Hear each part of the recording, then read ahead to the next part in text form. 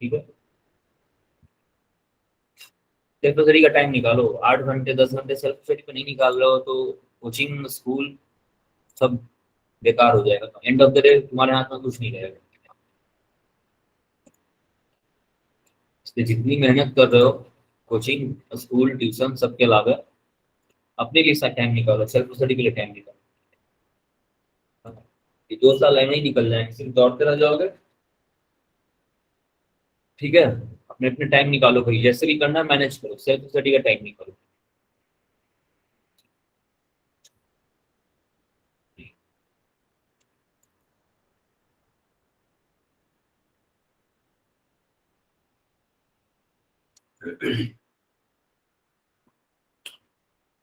आज हम लोग न्यूटन्स लॉ के न्यूमेरिकल्स करने वाले हैं। न्यूटन्स लॉ के हम आज न्यूमेरिकल्स करें।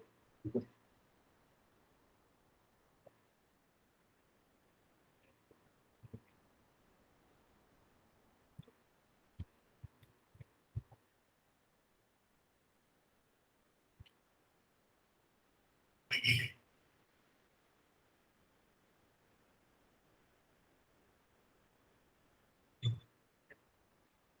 Good morning Adil.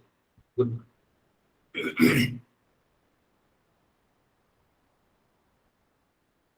ठीक है, तो न्यूटन्स लॉ लास्ट क्लास मेरी अटेंड किया था आप लोगों ने? लास्ट क्लास मेरी अटेंड किया था?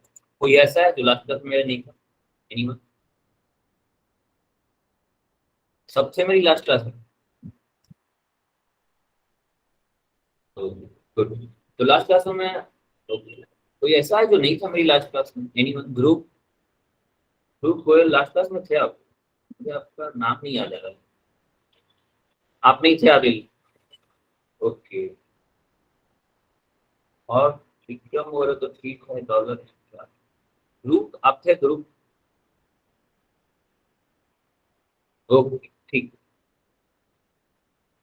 सबका नाम धीरे धीरे हैबिट हो जाएगा, अभी मुश्किल हो जाता है याद रखना। ठीक है, तो लास्ट क्लास में मैं क्या पढ़ा रहा था, मैं ब्रीफ कर दूं, तब तक बच्चे आ रहे हैं। ठीक है, लास्ट क्लास में मैं न्यूटन्स लॉ के बारे में बता रहा था, है ना?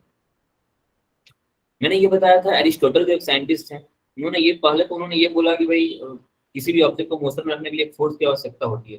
There must be a force to keep a body in motion. अगर आपको किसी ऑब्जेक्ट को मोशन में रखना है तो आपके पास एक फोर्स होने चाहिए। ये अरिस्टोटल ने बोला था। तो अरिस्टोटल का बोलना वाजिब था। अगर आप देखोगे उस समय सब कुछ देखोगे तो बच्चा, जो मैंने एग्जांपल दिया था, बच्चा जो एक कार को लेके, कार पे रस्सी बांध के उसको ट्रेवल करा रहा था पूरा, तो अरिस्टोटल देख रहा था और उसके मोशन को वॉच कर रहा था। अरिस्टोटल ने बोला कि भाई जब तक ये बच्चा इसको खींच रहा है तभी तक तो ये मोशन लग रहा है। तो कहीं ना कहीं अरिस्टोटल सही था। अगर तुम पहली बार देखोगे तो लगेगा कि हाँ भाई अरिस्टोटल तो सही ही बोल रहा है। पर उसकी इस गलती को एक्चुअली में गलत है। उसकी इस गलती को किसने पॉइंट आउट किया? गैलीलियो ने। गैलीलियो ने बोला कि किसी भी ऑब्जेक्ट को मूव करने के लिए फोर्स की जरूरत नहीं होती। गैलीलियो ने अपने डबल इंक्लाइन प्लेन थ्योरम जो था, उस थ्योरी से उसने साबित कर दिया कि किसी भी ऑब्जेक्ट को मूव करने के लिए फोर्स की जरूरत नहीं होती है। और यही लॉ ऑफ इनर्शिया था। वो ऑब्जेक्ट मूव करता जा रहा था तो उसकी जो इनहेरेंट प्रॉपर्टी है उसके अंदर की, उसे उसने क्या बोला था? लॉ ऑफ इनर्शिया बोला था। This is a law of inertia. तो कि वो बॉडी मोशन में है तो मोशन में रह रहा है। इसी को बेस बना करके न्यूटन ने अपने तीनों लॉ दिए, जिसे हम फेमसली न्यूटन्स लॉ बोलते हैं। तो न्यूटन लॉ में हुआ क्या? न्यूटन ने पहला नियम क्या बताया था?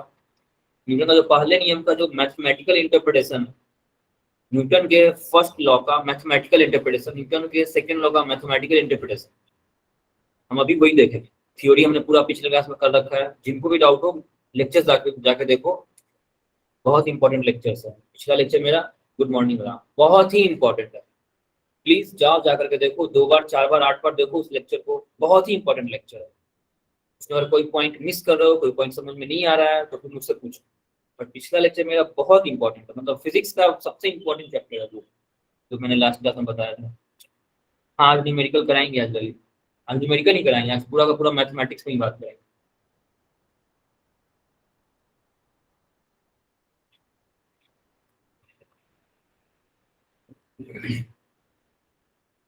ठीक है ना? आज पूरा मैथ्स पे बात करेंगे। तो मैं न्यूटन के लॉ का मैथमेटिकल इंटरप्रिटेशन कर रहा था। आखिर वो मैथमेटिकली क्या करना चाह रहा है। न्यूटन का जो लॉ है, कोई बॉडी ऑब्जेक्ट अगर रेस्ट में है तो रेस्ट में रहेगा, मोशन में है तो मोशन में रहेगा। इसको हम मैथमेटिकली कैसे इंटरप्रेट कर सकते हैं? मैथमेटिकली अगर मुझे समझना हो तो मैं इसको कैसे फील करूंगा, मैथमेटिकली कैसे मैं इसको फील करूंगा, तो मैं आज उस पर बात करूंगा ना, पूरा मैथमेटिक्स रहेगा मेरे। तो देखो, ठीक है, तो साउंड क्लियर नहीं आ रही है। अमन आप, और किसी को प्रॉब्लम हो रहा है क्या? अमन आप मीटिंग लीव करके फिर से रिज्वाइन करो अमन। साउंड मेरी क्लियर है ना? और बताना, क्लियर है? ओके। अमन, विक्रम, रितेश, राज, बताओ क्लियर है मेरी आवाज? वॉइस क्लियर आ रही है आपको? हाँ अमन, तो आप मीटिंग लीव करो और फिर से रिज्वाइन करो। मीटिंग लीव करके फिर से रिज्वाइन करो, कभी कोई प्रॉब्लम होता है। दौलत आप भी मीटिंग लीव करके फिर से रिज्वाइन करें ना। जिनको भी क्लियर नहीं है वो मीटिंग लीव करो और फिर से रिज्वाइन करो। शायद कभी कभी काम कर जाता है, अदरवाइज फिर आपका नेटवर्क इशू होगा। ठीक है, तो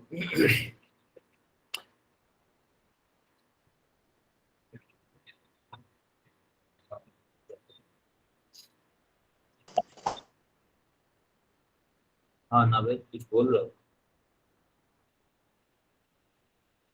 आपके एरिया का नेटवर्क इशू भी हो सकता है दौलत। आपके एरिया का नेटवर्क इशू, हाँ good morning Naved, good morning. आपके एरिया में नेटवर्क इशू भी हो सकता है। सबके पास जियो का सिम है? जियो तो अच्छा काम करता है। जियो में कैसे प्रॉब्लम हो रहा है? तो अच्छा काम कर रहा है। जियो तो बहुत अच्छा काम कर रहा है। एयरटेल तो एकदम बकवास हो गया। मेरे पास एयरटेल था, एकदम बकवास, एकदम रद्दी बना दिया एयरटेल को। जियो सही काम करता है, जियो तो बहुत अच्छा काम करता है।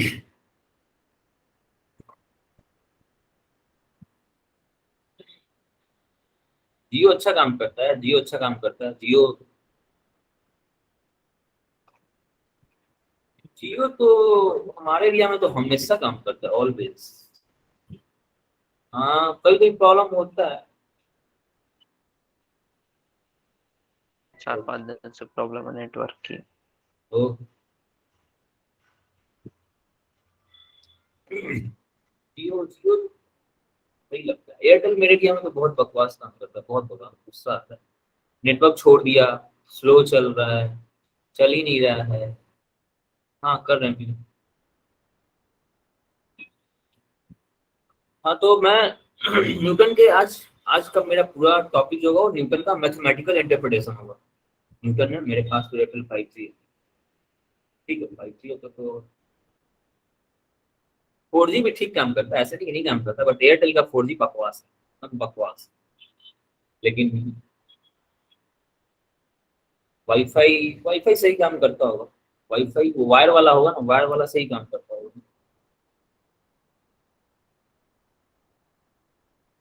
वायर वाला सही काम करता है।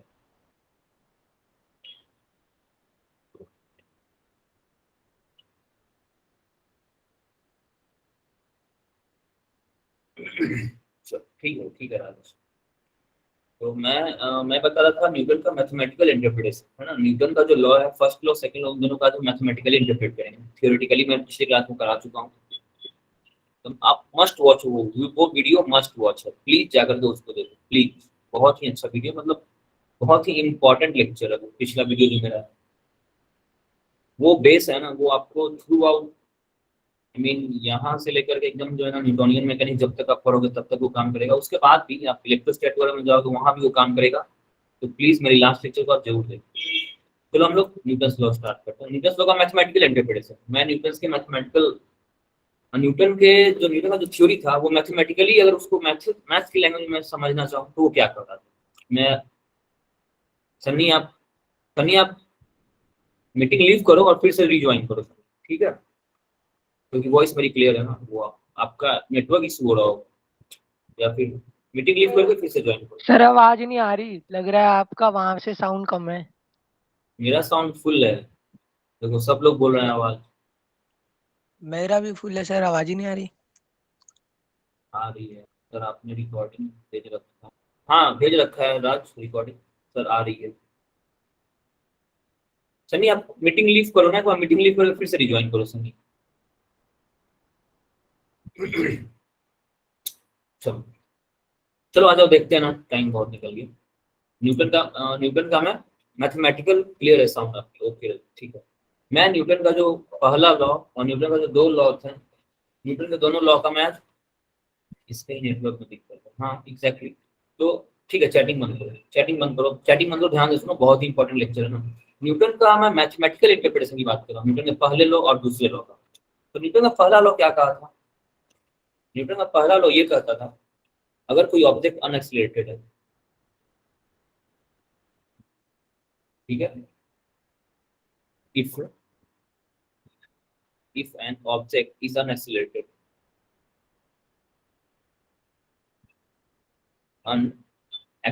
अगर कोई ऑब्जेक्ट अनएक्सिलरेटेड है, ठीक है। न्यूटन का जो पहला लॉ था, पहला लॉ का मैथमेटिकल इंटरप्रिटेशन ऐसा है, मैथ्स की भाषा में मैं समझना चाहूँ तो, if an object is unaccelerated then if net body पे लगने वाला all of them then the vector sum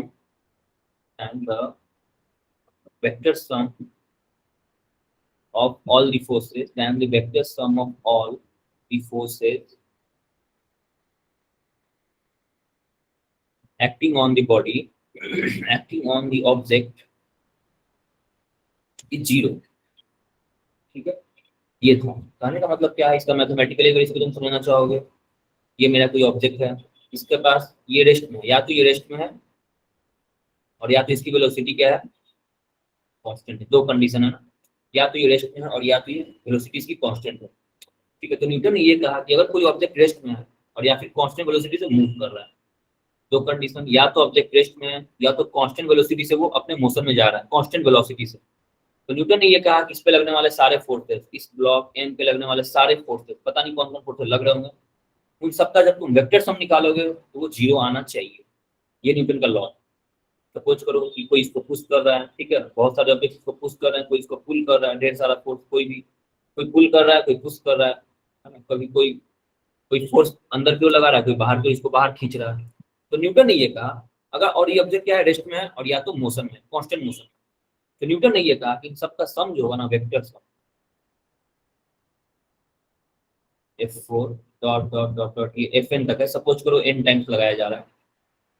तो न्यूटन ने ये कहा F1 plus F2 vector sum, सारे फोर्सेस का वेक्टर सम जो होगा, इन सारे फोर्सेस का जो वेक्टर सम होगा वो जीरो के बराबर होगा, ठीक है। This is Newton first law, ये इसका मैथमेटिकल इंटरप्रिटेशन है, क्लियर। न्यूटन का सेकंड लॉ क्या कहता है? पहला लॉ अनएक्सिलरेटेड मोशन के लिए था, पहला लॉ अनएक्सिलरेटेड मोशन के लिए था, दूसरा लॉ एक्सिलरेटेड मोशन के लिए, क्लियर। पहला लॉ अनएक्सिलरेटेड मोशन जो रहेगा उसके बारे में न्यूटन ने बताया, दूसरा जो लॉ है वो एक्सिलरेटेड मोशन के बारे में। एक्सिलरेटेड मोशन के बारे में न्यूटन ने क्या कहा? If an object is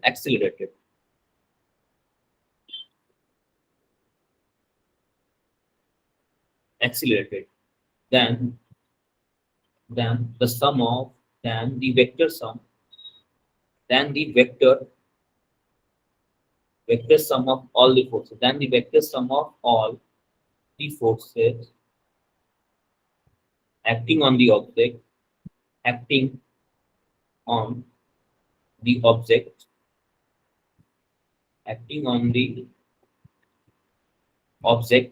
then the vector sum of all the forces acting on the object is equal to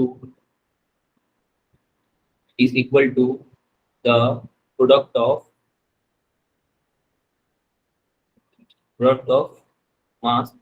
their mass and velocity, product of its mass, object का mass, product of its mass and acceleration। ये इसका Newton का दूसरा law, दूसरे law का ये mathematical interpretation था। Newton ने ये कहा कि अगर कोई ऑब्जेक्ट, पहले तो ऑब्जेक्ट अनसिलेक्टेड था, अगर कोई ऑब्जेक्ट अनसिलेक्टेड है तो उस पर लगने वाला सारा फोर्स जीरो होगा, जितने फोर्स लग रहे हैं। दूसरा लॉ आया एक्सिलेटेड मोशन के बारे में, अगर कोई ऑब्जेक्ट एक्सिलेटेड है तो उस पर लगने वाला फोर्स क्या होगा, इस बार जीरो नहीं होगा, इस बार उस फोर्स का वैल्यू, अगर ये मेरा ऑब्जेक्ट है मास सेम है, समहाउ इसकी इसका एक्सेलरेशन ए है, मान लो तो चलो इसका कोई एक्सेलरेशन है इसके पास, तो न्यूटन ने ये कहा इस पे जितने फोर्सेस लग रहा है, पता नहीं कितने, सारे फोर्स जितने फोर्स लग रहे हैं, कोई इसको पुश कर रहा होगा, कोई इसको पुल कर रहा होगा, है ना, कोई इसको पुश कर रहा होगा, कोई पुल कर रहा होगा, कोई खींचता है, कोई इसको दबा रहा है, तो इन सब का वेक्टर्स था F1 F2 F3, ठीक है। मान लो कि Fn तक मैंने फोर्स लगाया, तो न्यूटन ने ये कहा कि F1 plus F2 plus F3 Fn, इन सब का वेक्टर सम, सारे फोर्स का क्या लोगे, वेक्टर सम लोगे। ये किसके बराबर आना चाहिए, मास और एक्सीलरेशन के प्रोडक्ट के बराबर आना चाहिए। क्लियर। इसी से तुम न्यूटन फर्स्ट लॉ भी डिराइव कर सकते हो, इफ ए बराबर 0, यानी ऑब्जेक्ट क्या है, अनएक्सीलरेटेड है, and F1 plus F2 plus dot dot Fn कितना हो गया, 0 हो गया, ठीक है। तो ये तुम्हारा फर्स्ट लॉ है और ये सेकंड लॉ है। क्लियर। यही मैथमेटिकल इंटरप्रिटेशन यही था, हम इसी को अपनी न्यूमेरिकल्स में यूज करेंगे ना, पूरा फिजिक्स का न्यूमेरिकल इसी पे है, थ्योरेटिकल जो था वो तो था ही, बट ये मैथमेटिकल इंटरप्रिटेशन है, हम इसी मैथ को यूज करने वाले हैं पूरे फिजिक्स में, हम इसी मैथ को यूज करेंगे, ठीक है।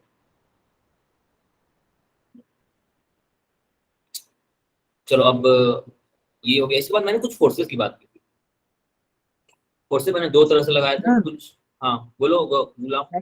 सेकंड वाले में सर इसको नेट फोर्स कहेंगे ना, टोटल को। हाँ बिल्कुल अगर बिल्कुल, या मिल जाए। एग्जैक्टली इसको तुम समरी में इस पूरे को F1 F2 F3 को इसको तुम F नेट लिख सकते हो, F नेट बराबर 0। ये सेकंड लॉ, ये फर्स्ट लॉ है, और सेकंड लॉ हो जाएगा F नेट बराबर मास टाइम्स एक्सीलरेशन। ये सेकंड है, एंड अगेन ये, ठीक है। इस तरह से हम बोलेंगे F नेट, यानी M नेट का मतलब है नेट फोर्स, बॉडी पे लगने वाला नेट फोर्स, वेक्टर सम को ही हम नेट फोर्स बोल रहे हैं, ठीक है। तो हाँ, मैंने कुछ फोर्सेस की भी बात की थी, मैंने कांटेक्ट फोर्सेस और नॉन कांटेक्ट फोर्सेस की बात की थी लास्ट क्लास। कोई बता सकता है कांटेक्ट फोर्स, चलो बताओ सर एक बार रिपीट करना। ये कांस्टेंट फोर्स। हाँ, कांस्टेंट फोर्स और नॉन कांटेक्ट, कांस्टेंट नहीं, contact, contact forces and non contact forces. कुछ फोर्सेस होते हैं जो कांटेक्ट, मैग्नेटिक फोर्स। हाँ कुछ फोर्सेस ऐसे होते हैं जो कांटेक्ट में लगा करके जो फोर्स अप्लाई करते हैं, कुछ फोर्सेस हमारे ऐसे होते हैं जो कांटेक्ट में लगाने के बाद उस ऑब्जेक्ट को सिलेक्ट करते हैं, जैसे नॉर्मल फोर्स। हाँ जैसे पेड़ के पत्ते हैं, अगर पेड़ के पत्ते हिल रहे हैं तो हवा क्या करेगा, एयर क्या करेगा, पेड़ के पत्ते कांटेक्ट में जाएगा ना, एयर, ये पेड़ का पत्ता है, इसके कांटेक्ट में आया एयर, इसने इस पे पुश किया इसको, ये एयर पत्ता जो है ना वो एक्सीलरेट करना शुरू करता है, ठीक है। कांटेक्ट लेस फोर्सेस क्या होंगे, अगर ये मेरा ऑब्जेक्ट है, इस ऑब्जेक्ट को अगर मैं ड्रॉप करता हूँ तो ये अर्थ की तरफ खींचा चला जाता है, तो अर्थ नीचे से उठ करके इसको पकड़ के नहीं ले जा रहा होता, अर्थ आया ऊपर आया, इसको पकड़ा पकड़ के ले गया, ऐसा नहीं होता है। अर्थ इसको दूर ही खड़ा है लेकिन फिर भी वो इसको अपनी ओर अट्रैक्ट कर रहा होता है, तो ये कांटेक्ट लेस फोर्सेस होते हैं। जैसे दो प्रोटॉन्स के बीच में रिपल्सन का फोर्स लगेगा, एक प्रोटॉन और एक इलेक्ट्रॉन के बीच में अट्रैक्शन का फोर्स लगेगा, तो ये सब कुछ कांटेक्ट लेस होता है। कांटेक्ट में जरूर नहीं कि प्रोटॉन, एक प्रोटॉन दूसरे प्रोटॉन कांटेक्ट में आएगा तभी वो उसको रिपेल करेगा, प्रोटॉन दूर से भी दूसरे प्रोटॉन को रिपेल करता है, प्रोटॉन दूर से ही किसी दूसरे इलेक्ट्रॉन को अपनी ओर अट्रैक्ट कर लेगा, मैग्नेट दूर से ही किसी भी काटी को, लोहे को, किसी भी लोहे के एक ऑब्जेक्ट को मैग्नेट दूर से ही ऑब्जेक्ट अपने ओर अट्रैक्ट करता है। ये मेरा कांटेक्ट लेस फोर्स हो गया। कुछ कांटेक्ट लेस फोर्सेज है हमारे सिस्टम में, कुछ कांटेक्ट वाले फोर्सेज है। तो कांटेक्ट वाले फोर्सेज मैंने आपको बताया, लाइक हवा है, हवा अगर पत्ते को हिलाना चाह रहा है, सपोज करो कि हवा अगर चाहता है कि पत्ता हिले, तो वो पत्ते कांटेक्ट में जाएगा, पत्ते को पुश करेगा और तब ये पत्ता, निशान म्यूट करो, ठीक है, तब ये पत्ता क्या होगा, ये हिलना, इसके पास एक एक्सीलरेशन आएगा। किसी ऑब्जेक्ट को एक्सीलरेट करने के लिए उसको फोर्स जो अप्लाई करते हो वो दो तरह के होंगे, एक तो कांटेक्ट वाले हो सकते हैं और एक बिना कांटेक्ट वाले भी हो सकते हैं। तो हम आज कांटेक्ट फोर्सेस की बात कर रहे हैं। कांटेक्ट फोर्सेस कितने होंगे, जब भी मेरा कोई ऑब्जेक्ट है तो इस पे कांटेक्ट फोर्स, अगर ऑब्जेक्ट मास m है, ये इसके कांटेक्ट में आ रहा है, ये मेरा सरफेस है, ठीक है, तो यहाँ पे पॉसिबिलिटी है दो फोर्सेस, एक तो ये कांटेक्ट इस पे एक नॉर्मल फोर्स लगाएगा perpendicular to the surface 90 degree पे लगाएगा, जो कि ये लगेगा, और दूसरा फोर्स जो होगा वो इस पे पैरेलल होगा, force of friction, small F से सर मैं ये इसको, रेस्ट में हाँ और द मैं इससे ऑलवेज स्मॉल एफ से दिखाऊंगा फोर्स ऑफ फ्रिक्शन को। ये कैसे लगेगा, ये लगेगा parallel to the surface, parallel to the surface, और ये कैसे लगेगा normal, perpendicular to the surface. ठीक है। अब बच्चे कुछ गलती कर देते हैं, जब मैं इस इंक्लाइन प्लेन को बनाता हूँ, यहाँ पे मैं ब्लॉक बनाता हूँ, तो कुछ स्टूडेंट जो है ना इसको ऊपर की ओर नॉर्मल लगा देते हैं, और इसको mg को ना नॉर्मल से बैलेंस करते चलते हैं वो लोग। ठीक है, ये गलत है ना, ये गलत डायरेक्शन। ये वर्टिकली अपवर्ड जो आप लगाते हो, एक दिमाग में बैठा रखते हो कि ये वर्टिकली अपवर्ड लगता है, ऑब्जेक्ट के क्योंकि- वर्टिकल डायरेक्शन में। जो कि mg को बैलेंस करेगा, ये गलत है। ठीक है, एक्चुअली में ये मेरा सरफेस, कॉन्टेक्ट सरफेस जो है ना वो ये है, इसके परपेंडिकुलर ये होता है 90 डिग्री, ये यहाँ पे बनाया, then इस पे 90 जो लगेगा ना वो कुछ ऐसे लगेगा। दिस इज द नॉर्म, ये हमारा, ठीक है, नॉर्मल ऐसे अप्लाई करेंगे। mg अभी भी डाउनवर्ड लगेगा, mg सही है ना, mg सही है, बट नॉर्मल को जो कितने लोग करते हैं, नॉर्मल को बैलेंस करते चलते हैं mg से, वो नहीं होता है, गलत है। चलो आगे देखते हैं। फोर्स ऑफ फ्रिक्शन की हम बात करते हैं। एक तो नॉर्मल फोर्स हो गया, कांटेक्ट में आने पर दो फोर्स, जब कभी ऑब्जेक्ट किसी सरफेस के कांटेक्ट में आएगा दो force, normal and contact, normal और वेट। नॉर्मल और वेट, नॉर्मल और फ्रिक्शन, सॉरी नॉर्मल और फ्रिक्शन। जब कभी कांटेक्ट में आएगा ना सरफेस, कोई भी सरफेस, जब किसी, कोई भी ऑब्जेक्ट जब किसी कांटेक्ट में सरफेस रहेगा, तो मैं उसे क्या दो फोर्स में वहां पे लगाऊंगा, एक तो नॉर्मल लगाऊंगा, दूसरा फ्रिक्शन। और फ्रिक्शन लगाऊंगा। ठीक है, मैं मुझे सर सिंगल- अगर स्मूथ फ्रिक्शन नहीं लगेगा ना, क्या बोल रहे हो?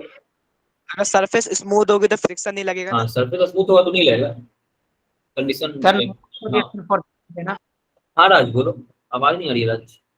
नॉर्मल को रिएक्शन फोर्स भी बोलते हैं ना सर। हाँ, ये ऐसे कुछ बोलते हैं, बहुत कुछ में उसको आर से इंडिकेट किया जाता है, बहुत सारे कुछ में उसको आर से इंडिकेट किया गया। तो मैं बात फ्रिक्शन की कर रहा हूँ, अब मैं फ्रिक्शन की बात कर रहा हूँ। सपोज करो कि ये मेरा, सपोज करो कि ये मैं चार केसेस ले रहा हूँ, ध्यान से समझो। मैं फ्रिक्शन को मैं ब्रीफ कर रहा हूँ, फ्रिक्शन के बारे में आगे डिटेल में पढ़ेंगे। सपोज करो कि ये मेरा ऑब्जेक्ट, ठीक है, तो नॉर्मल तो इस पे लग ही रहा है, नॉर्मल तो हमेशा लगेगा ही। एम मास का ब्लॉक है, ये सरफेस रफ है, अगेन ये भी एक एम मास का ऑब्जेक्ट है, सरफेस रफ है मेरा। मैं फ्रिक्शन को देखना चाह रहा हूँ ना, फ्रिक्शन का डायरेक्शन कैसे होगा, कैसे भी एक्ट करता है फ्रिक्शन। सर अगर नॉर्मल को शो कर रहे हैं तो सर mg को भी शो करना पड़ेगा ना, तभी तो हाँ, नॉर्मल हाँ। लगेगा। हाँ, शो करोगे, बिल्कुल बिल्कुल। सर आपने शो नहीं करा इधर mg। हाँ, एमजी लगेगा, हर में लगेगा, एमजी हर किस पे, एमजी नॉर्मल तो लगेगा ही लगेगा, इसमें तो मुझे कुछ बताना ही नहीं। सब केस में एमजी और नॉर्मल, मैं फ्रिक्शन पे फोकस कर रहा हूँ, मेरा फोकस फ्रिक्शन। अरे ऑब्जेक्ट में m लिखा तो था। ये बायो normal- मास। देखो देखो यहाँ देखो, यहाँ देखो, डिस्कशन मत करो खुद का, यहाँ देखो, डाउट है वहां पूछो। ठीक है, ये अगर इसके पास ये रेस्ट में है, ये रेस्ट में है, मैं कोई फोर्स अप्लाई नहीं कर रहा हूँ, मैं कोई फोर्स अप्लाई नहीं कर रहा हूँ, नो फोर्स अप्लाई। ये क्या, इस ऑब्जेक्ट में मैं नो फोर्स इज अप्लाई, मैंने कोई फोर्स अप्लाई नहीं किया है, तो इस पे लगने वाला फ्रिक्शन जो होगा ना वो कितना होगा, जीरो होगा। फ्रिक्शन क्या होता है, friction is self adjusting, friction जो होता है ना वो self adjusting, friction is self adjusting होता है, ये सेल्फ अपने आप को एडजस्ट करता रहता है। ठीक है, अब मैं, ये तो जीरो था, पहला केस ही हो गया, पहला सिनारियो ये था। दूसरे सीन में मैं क्या करता हूँ, इस पर मैं एक फोर्स लगा रहा हूँ। सपोज करो कि मैंने एक फोर्स लगाया, ठीक है, मैं इस फोर्स को, मैंने एक फोर्स लगाया, जैसे ही मैं इस फोर्स को अप्लाई करूंगा ना, अब पिक्चर में क्या आएगा, फ्रिक्शन है। जब तक मैं फोर्स नहीं लगा रहा था, फ्रिक्शन की वैल्यू जीरो होगी। ठीक है, जैसे ही मैंने फोर्स लगाया ना, जैसे ही मैंने फोर्स लगाया, जैसे ही मैंने फोर्स लगाया, अब क्या करेगा ये इस ब्लॉक को पीछे की ओर अपोज करना शुरू करेगा, एफ। ठीक है, और ये कब तक अपोज करता है, फ्रिक्शन की एक लिमिटिंग वैल्यू होती है, फ्रिक्शन जो है ना लिमिट तक काम कर रहा होता है। फोर्स अगर तुम ज्यादा लगा दोगे तो फ्रिक्शन क्या हो जाएगा, क्रैक कर जाएगा, वहां पे फ्रिक्शन सीज कर जाएगा और ब्लॉक मूव करने लगता है। फ्रिक्शन की एक कैपेसिटी होती है, ये इतना ही फोर्स को ये बर्दाश्त कर सकता है, उसके बाद ये बर्दाश्त नहीं करेगा।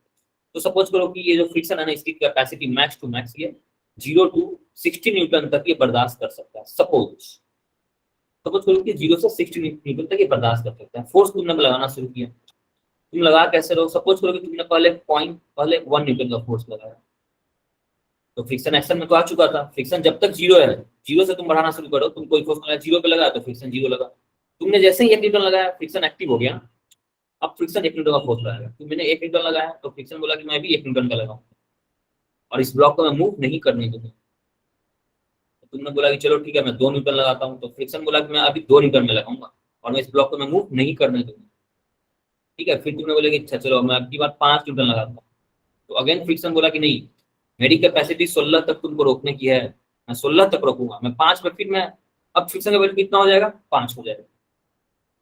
ठीक है, अब मैं 6 लगा रहा हूँ, अगेन फ्रिक्शन बोल रहा है कि नहीं 6 7 8 तो मैं मानूंगा ही नहीं। 10 लगा रहा है, फिर भी फ्रिक्शन नहीं मान रहा है। 15 लगाया, फ्रिक्शन नहीं माना, बोला कि नहीं मैं ब्लॉक को मूव नहीं करने दूंगा। तुम जो भी फोर्स दोगे ना, सारा का सारा फोर्स मैं मुझे मेरे को काउंटर करने में लगा दोगे। तुम जब तक 16 से ऊपर नहीं जाओगे तुम मुझे काउंटर नहीं कर सकते। ठीक है, और फ्रिक्शन जैसे जैसे तुम अपना फोर्स बढ़ा रहे हो, फ्रिक्शन अपना फोर्स बढ़ा रहा होता है। तुमने 1 न्यूटन लगाया, फ्रिक्शन बोला कि मैं भी 1 लगाऊंगा। तुमने 5 लगाया न्यूटन, फ्रिक्शन बोला कि मैं 5 लगाऊंगा। 10 लगाया, फ्रिक्शन बोला कि मैं अभी भी मूव नहीं करने दूंगा इस ऑब्जेक्ट को। तुम्हारा 10 न्यूटन का सारा फोर्स मैं बर्दाश्त कर सकता हूँ, मैं तुम्हें मूव नहीं करने दूंगा। 15 में भी ये फ्रिक्शन को मूव नहीं करने दे रहा है। ठीक है, जब 16 आता है ना, जब जैसे ही 16 न्यूटन आता है ना, तो अभी अपने जगह से हिलना शुरू करता है। जैसे ही तुम 16.0001 करते हो, ये फ्रिक्शन जो है ना अब लूज कर देता है अपना अपना होल्डिंग कैपेसिटी जो है, इसकी जो होल्डिंग कैपेसिटी थी, इस ब्लॉक को रोकने की क्षमता जो थी वो खत्म हो जाती है और अब ये ब्लॉक मोशन में आ जाता है। ठीक है, तो 15 न्यूटन तक ये ब्लॉक क्या रहेगा? अप टू 15 न्यूटन तक ये ब्लॉक रेस्ट में रहेगा। ठीक है, और जब तक ये ब्लॉक रेस्ट में रहेगा तब तक ये जो फ्रिक्शन लग रहा होगा, इस फ्रिक्शन को मैं क्या बोलूंगा? स्टैटिक फ्रिक्शन बोलूंगा। स्टैटिक फ्रिक्शन, फ्रिक्शन क्या होता है? सेल्फ एडजस्टिंग होता है। तुम जैसे जैसे अपना फोर्स बढ़ा रहे हो वैसे वैसे फ्रिक्शन भी अपना फोर्स बढ़ा रहा होता है।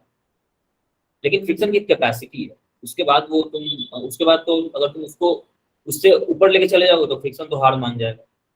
फ्रिक्शन अब ये बॉडी मोशन में आ जाएगा। तो यहाँ हम ये देख रहे हैं कि जो फ्रिक्शन जो होता है ना, ये फ्रिक्शन प्रोपोर्शनल होता है नॉर्मल के। ये जो नॉर्मल है, तुम इस बंदे में n बराबर mg जो है ना, इसका अपना वेट कितना है, ये ये इस अर्थ को कितनी कितनी मजबूती से होल्ड किए हुए है। ये जो ऑब्जेक्ट है mg जो इसको खींच रहा है, mg नीचे की ओर जो खींच रहा है, वो इसमें कितना वजन है, उस वजन के अनुसार तुम फोर्स लगा रहे हो और उस वजन के अनुसार फ्रिक्शन जो है ना तुम्हारे फोर्स को अपोज कर रहा होता है।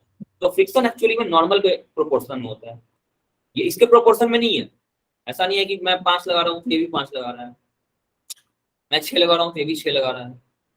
एक्चुअली में फ्रिक्शन नॉर्मल पे डिपेंड कर रहा होता है। यानी इस ब्लॉक के पास कितना वेट है, इस ब्लॉक में कितना कितना पावर है कि ये उस जमीन पे एकदम टिका हुआ है। तो फ्रिक्शन डायरेक्टली प्रोपोर्शनल होगा नॉर्मल के। इस नॉर्मल प्रोपोर्शनलिटी को जब हम हटाते हैं तो हम एक कांस्टेंट देते हैं जिसको हम म्यू एन बोलते हैं। म्यू चूंकि ये स्टैटिक वाला है तो इसके आगे एक एस सबस्क्रिप्ट लगाते हैं, यहाँ भी एस सबस्क्रिप्ट लगाएंगे, यहाँ भी एस सबस्क्रिप्ट लगाएंगे। म्यू एस क्या करता है? यहाँ पे म्यू एस को क्या बोलते हैं? Mu S equals to coefficient of static friction, coefficient of static friction. ये क्या होगा मेरा? स्टैटिक फ्रिक्शन कोएफिशिएंट इसको बोलूंगा।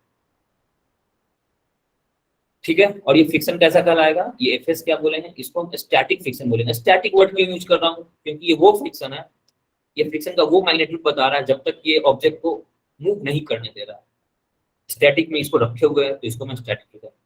यहाँ पे मैंने जो फोर्स लगाया ना, जो ये जो फोर्स मैं अप्लाई कर रहा हूँ, this force is greater than 16 Newton.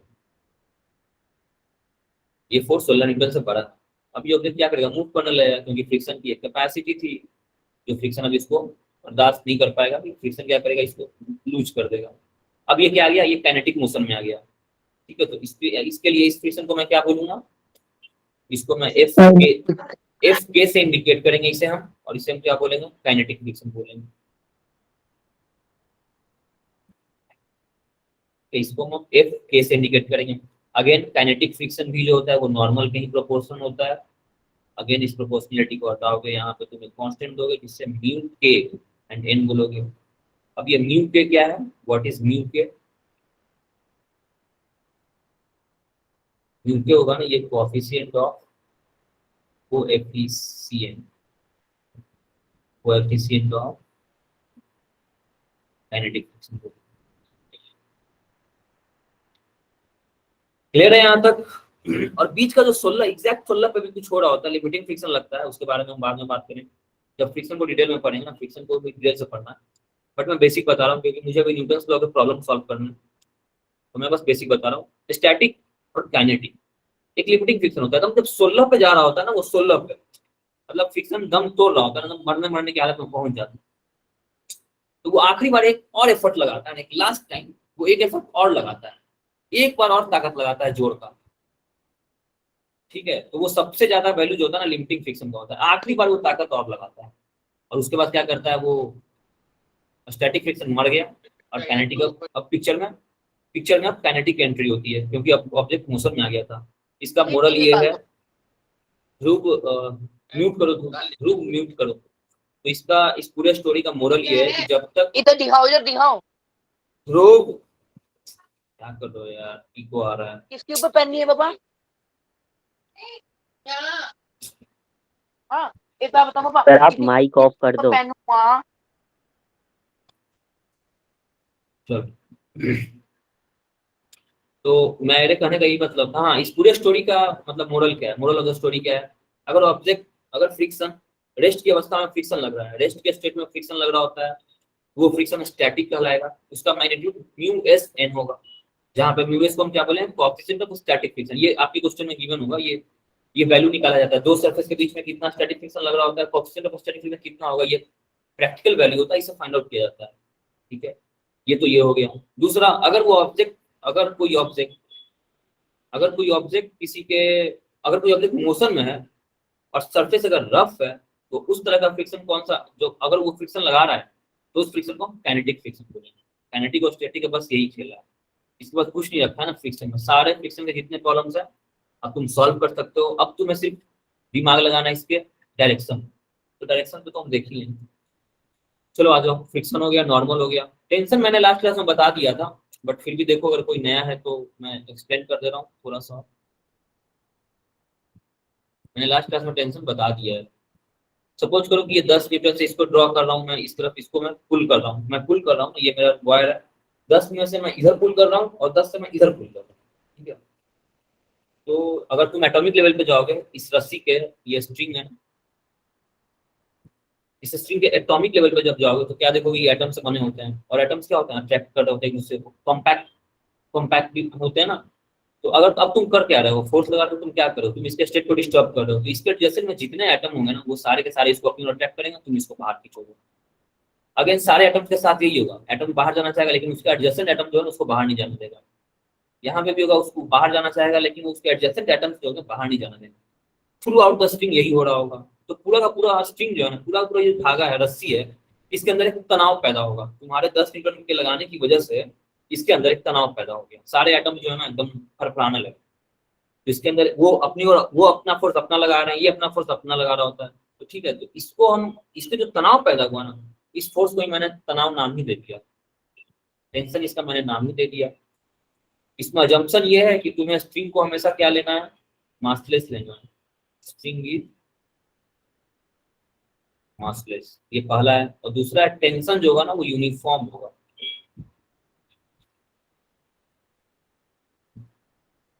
Tension is uniform. अगर 10 न्यूटन यहाँ लगा रहे हो तो ये मत कहना कि टेंशन यहाँ ज्यादा होगा और यहाँ पे कम होगा, टेंशन थ्रू आउट यूनिफॉर्म लगेगा।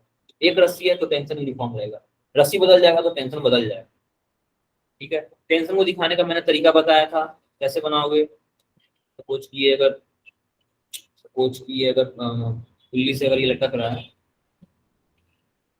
लाइक ऐसे, तो ये नीचे आएगा, ये एक स्मॉल एम है, ये कैपिटल एम, ये किसी सरफेस पे रखा हुआ है। तो मैं टेंशन कैसे दिखाऊंगा, मैं टेंशन को शो करना चाहता हूँ, टेंशन का डायरेक्शन फाइंड आउट करना मुश्किल काम होता है। टेंशन पता चलेगा ना, वो तो फोर्स आप अप्लाई करोगे वही फोर्स टेंशन होगा, जो फोर्स आप अप्लाई करोगे वही फोर्स टेंशन होगा, जो फोर्स आप अप्लाई करते हो वही फोर्स टेंशन होता है। अगर टेंशन का वैल्यू तुम इसके कैपेसिटी से अगर तुम ज्यादा लगा दोगे तो रस्सी ब्रेक कर जाएगा, तुम 10 न्यूटन लगा रहे हो तो ये 10 न्यूटन का बियर कर, अगर ये 10 न्यूटन बियर कर रहा है इसका मतलब है कि इसके अंदर 10 न्यूटन का टेंशन है। और अगर तुम 10 की कैपेसिटी है, तुमने 10.1 लगा दिया तो रस्सी टूट जाएगा। टेंशन का एक कैपेसिटी होता है। तो ये mg सबसे पहले mg नीचे काम करेगा। ध्यान से समझो ना, मैं टेंशन बता रहा हूँ, टेंशन का डायरेक्शन हम लोग कैसे इंडिकेट करते हैं। फ्रिक्शन पीछे की ओर रहेगा क्योंकि सपोज करो ये ऑब्जेक्ट नीचे की ओर आ रहा है। टेंशन कैसे इंडिकेट करेंगे हम? टेंशन को हम हमेशा 2 एरो से इंडिकेट करेंगे। 2 arrows facing each other, facing each other, ठीक है। फायदा क्या है इसको दिखाने का? फायदा क्या हुआ मुझे, जब मैं इस ब्लॉक का जब मैं एफबीडी बनाने जाऊंगा ना, एफबीडी यानी कि फ्री बॉडी डायग्राम, तो फ्री बॉडी डायग्राम जब मैं बनाने जाऊंगा तो इसका टेंशन लेकर मैं इधर निकल जाऊंगा, इसका टेंशन मैं इधर लेके निकल जाऊंगा, ठीक है ना। एफबीडी में बनाने जा रहा हूँ। एफबीडी क्या होता है? फ्री बॉडी डायग्राम होता है, ठीक है। फ्री बॉडी डायग्राम होता है, ठीक है। फ्री बॉडी डायग्राम हम करते क्या है, जो भी हमारे पास ऑब्जेक्ट होता है ना उसके सारे मोशन को हम उसको ड्रॉ करते हैं। अगर ये ब्लॉक मेरा एम था तो इस पे लगने वाले सारे फोर्सेस क्या थे? एक नॉर्मल ऊपर की ओर लग रहा था, ग्रेविटी नीचे लग रहा था, तो इसी को मुझे ड्रॉ करना होता है। एफबीडी में मैं क्या करूंगा? इसी को मैं ड्रॉ करूंगा। फायदा क्या हुआ? इसका टेंशन मैं लेके निकल गया, ये जो टेंशन का एरो था इस टेंशन को मैं लेके मैंने इस एम को दे दिया, मैं बाहर निकल गया। इसको मैंने नॉर्मल दे दिया, इसको मैंने फ्रिक्शन दे दिया, इसको मैंने एमजी दे दिया। इसका बनाना है, छोटे वाले ब्लॉक का बनाना है तो बहुत आसान है। इसका mg नीचे लग रहा है, इसका टेंशन ऊपर लग रहा है। टेंशन इसका वाला एरो लेकर के मैं निकल गया, इसके साथ जो एरो जुड़ा है, जो इस स्मॉल m के साथ जो एरो जुड़ा हुआ है इसको लेकर मैं बाहर निकल गया। देखो कितना आसान हो जाता है ये। अगर अगर तुम एरो इस तरह से एरो दिखाओगे टेंशन को तो। अब पुल्ली का बनाना है, किसी का मन किया चलो पुल्ली का बनाते हैं, आ जाओ।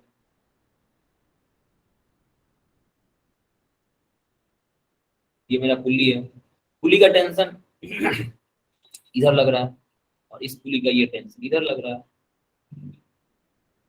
तीनों का एफबीडी मैंने बना दिया, ठीक है, ठीक है। और किसी को भी डाउट है? यहाँ तो क्लियर है ना? चलो आगे बढ़ते हैं। पुली का मैंने एफबीडी मैंने बना दिया, मैंने नॉर्मल पढ़ लिया, टेंशन पढ़ लिया, फ्रिक्शन पढ़ लिया। अब मैं प्रॉब्लम्स करूंगा। न्यूटन्स फर्स्ट लॉ का मैंने दोनों का मैथमेटिकल इंटरप्रिटेशन भी किया। अगर पार्टिकल अनएक्सिलेटेड है तो उस पर लगने वाला सारा फोर्स 0 होगा, और अगर पार्टिकल एक्सिलेटेड है तो उस पर लगने वाला सारा फोर्स उसके मास और उसके एक्सीलरेशन के प्रोडक्ट के बराबर होगा। इतना ही का काम है, हम आगे प्रॉब्लम करते हैं। इक्विलिब्रियम, इक्विलिब्रियम का कंडीशन जो होता है ना वो न्यूटन्स फर्स्ट लॉ से रिलेटेड है। ये देखो ये मैं बता, इक्विलिब्रियम का जो कंडीशन है ये न्यूटन्स फर्स्ट लॉ की प्रॉपर्टी है। Newton's first law. इक्विलिब्रियम का मतलब क्या होता है? इक्विलिब्रियम का मतलब क्या होता है? इक्विलिब्रियम कहने का मतलब ये है कि एफ नेट, बॉडी पे लगने वाला नेट फोर्स जो है ना वो 0 होना चाहिए। अगर तुम इसको कंपोनेंट में तोड़ोगे तो एफ एक्स और एफ वाई दोनों सेपरेटली 0 होना चाहिए, ठीक है। तो मैं इसको क्या बोलूंगा? इस सिचुएशन को मैं क्या बोलूंगा? बॉडी क्या है? इक्विलिब्रियम में, और उस पर लगने वाले सारे फोर्स 0 होंगे। एक्स में भी 0 लगा रहा है, वाई में भी 0 लगा रहा है, एफ नेट भी 0 हो रहा है, तो मैं क्या बोलूंगा? उस बॉडी पे लगने वाला सारा फोर्स, वो बॉडी क्या है? इक्विलिब्रियम। अभी ये जो 40 किलो का जो ब्लॉक है ना ये इक्विलिब्रियम, ये क्या? ये इक्विलिब्रियम है। इक्विलिब्रियम में क्यों है? क्योंकि बॉडी के पास एक्सीलरेशन नहीं है, 40 किलो के पास एक्सीलरेशन नहीं है। ये तीन रस्सी, तीन अलग अलग रस्सियां हैं ना, ये तीनों रस्सियां मिलकर के इसको क्या किया हुआ? बैलेंस किया हुआ। इसका एक्सीलरेशन कितना है? 0 है। क्लियर? तो ये बॉडी क्या है? मैं 40 किलो को क्या बोलूंगा? 40 किलो कहाँ है? ये इक्विलिब्रियम में है, ठीक है। चलो अब इसका एफबीडी बनाते हैं, आ जाओ। ध्यान से देखो ना,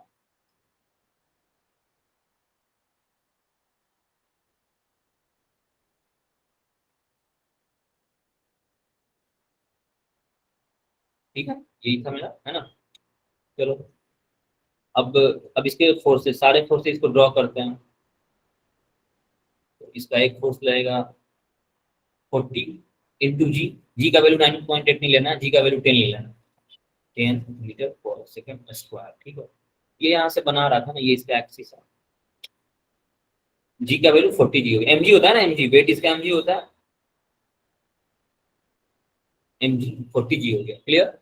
टेंशन हम कैसे इंडिकेट करेंगे? तो अगेन इस रस्सी है, रस्सी में तुम फोर्स लगा रहे हो तो डेफिनेटली इसमें एक टेंशन आएगा। टेंशन को मैं डबल एरो से दिखाऊंगा, इसको मैं T1 बोलूंगा क्योंकि ये एक सिंगल रस्सी है। अगेन ये भी रस्सी है, अगर ये इसको नीचे खींच रहा होगा तो ये भी कुछ इधर, और इधर कोई पुल कर रहा होगा इसको भी, अगेन इसमें टेंशन ऐसे लगेगा। इसको मैं T2 बोल दे रहा हूँ। अगेन ये भी रस्सी है, ये इसमें फोर्स लगा रहा है, ये इसमें फोर्स लगा रहा है, तो अगेन इसमें भी एक फोर्स टेंशन होगा जिसको मैं T3 बोल रहा हूँ। क्लियर है? और ये एंगल जो था ना ये 37 डिग्री दे रखा है। 37 डिग्री क्या होता है बता सकता है कोई?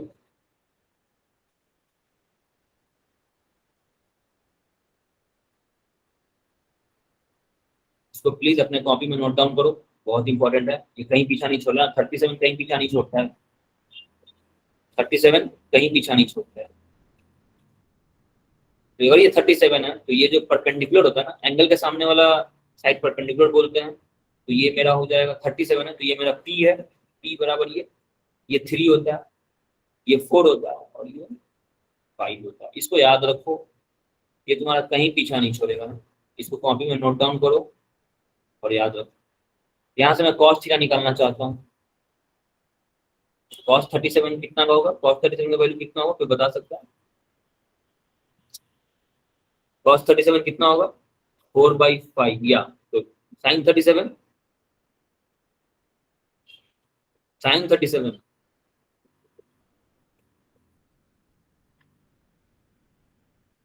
3/5 सही है। क्लियर है सबको ना? क्लियर है ना? पूछो, अगर कोई डाउट है तो पूछ सकता है।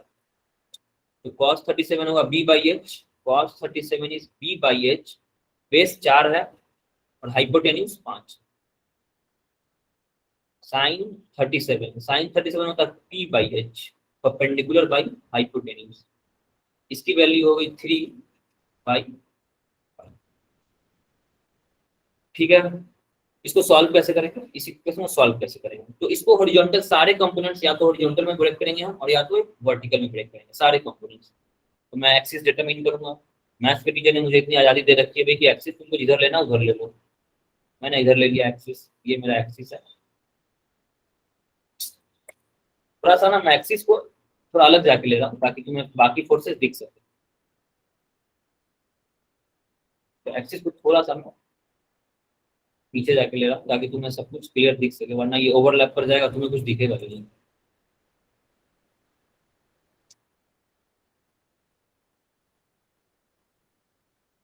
ठीक है, थोड़ा सा मैं अलग बगल से मैं एक्सिस को पास करा रहा हूँ ताकि तुम्हें सब कुछ दिख सके। ठीक है, this is my X axis, this is Y axis. ये वर्टिकल है and this is horizontal. Clear है? यहाँ तक कोई डाउट है? किसी को पूछ सकता है ना, कोई डाउट है? क्लियर है सबको? चलो आ जाओ।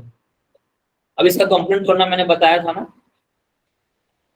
चलो अब सबसे पहले मैं इसका एफबीडी बनाता हूँ। इसका एफबीडी 40 का मैं एफबीडी बनाता हूँ। एफबीडी बनाने के लिए मैं क्या करूंगा? इसका टेंशन लेके मैं बाहर निकल जाऊंगा। ठीक है, ये T3 है ना, तो इसका टेंशन लेके मैं इधर निकल जाऊंगा। ये T3 निकालना है ना, T2 निकालना है ना, तो T2 का टेंशन मैं कैसे? एक तो मैं ऐसे लेके निकलूंगा,